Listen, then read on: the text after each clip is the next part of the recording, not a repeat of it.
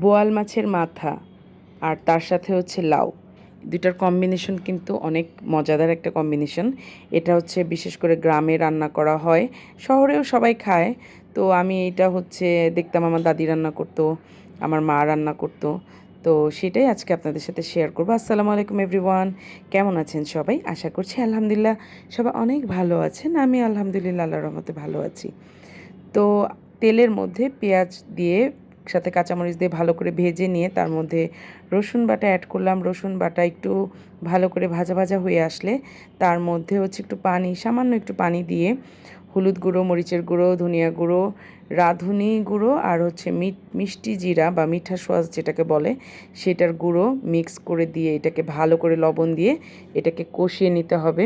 এটা ভালো করে কষিয়ে নিয়ে তারপর হচ্ছে মাছের মাথাগুলো কষাবো। তো আমি হচ্ছে ঢেকে দিব, ঢেকে দিয়ে মশলাটা কষাতে দিব।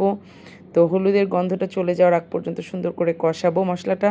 তো আপনারা দেখে থাকেন যে বেশিরভাগ সময় আমি কিন্তু হাতে মাখা রান্নাটা করি, কিন্তু মাঝে মাঝে আমি কিন্তু কষিয়েও রান্না করি। তো আজকে আমি কষিয়ে রান্না করতেছি, কিন্তু আমার কাছে মাখিয়ে বসাতে আমার কাছে খুব ভালো লাগে। যেহেতু আমি একজন ওয়ার্কিং লেডি, তো আমি চেষ্টা করি একটু ঝটপট করে কিভাবে রান্না করতে পারি। কিন্তু লাউ কখনোই ঝটপট করে রান্না করার জিনিস না। লাউ হচ্ছে আস্তে আস্তে আস্তে আস্তে সুন্দর করে রান্না করার জিনিস। তো বোয়াল মাছের মাথাটা কষিয়ে আসার পরে আমি হচ্ছে লাউগুলো দিয়ে দিব। তো লাউ নাড়তে যে আমার লাউ পড়ে যাচ্ছিল, তো এটাকে নাড়া যাবে না, এটাকে হচ্ছে ঢেকে দেব। ওই লাউয়ের টুকরা আমি ঢেকে দিয়ে একদম ধুয়ে দিয়ে ঢেকে দিলাম। তো ঢেকে দেওয়ার পরে এটা আস্তে আস্তে কমে আসবে আর লাউ থেকে পানি বের হয়ে আসবে।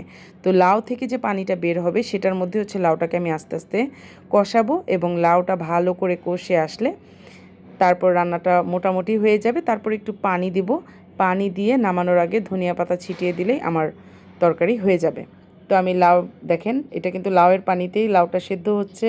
তো লাউ অর্ধেক কমে আসছে, কমে আসার পরে আমি হচ্ছে এটাকে আবার একটু নেড়ে দিলাম, নেড়ে ঢাকনা দিয়ে খুলে দিলাম, আবার একটু কাঁচামরিচ দিলাম, আবার একটু নেড়ে দিলাম। তো এভাবেই আস্তে আস্তে আস্তে আস্তে করে লাউটা রান্না করতে হবে।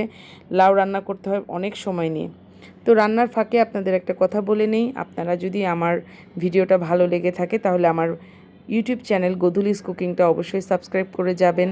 আরও নিত্য নতুন এ ধরনের গ্রামীণ রান্না পেতে আমার চ্যানেলটা সাবস্ক্রাইব করবেন। আর আমি এখানে খুবই সাধারণ রান্নাবান্না দেখাই, যেটা হচ্ছে মা দাদিদের কাছ থেকে আমার শেখা।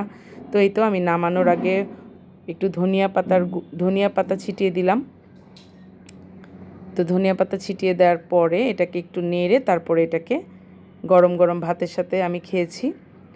তো লাউয়ের তরকারিটা অসাধারণ হয়েছিল, মজা হয়েছিল। বোয়াল মাছের মাথা দিয়ে লাউ রান্না করলে সেটা অসাধারণ না হয়ে পারে না। সবাই ভালো থাকবেন, আল্লাহ হাফেজ, আসসালামু আলাইকুম।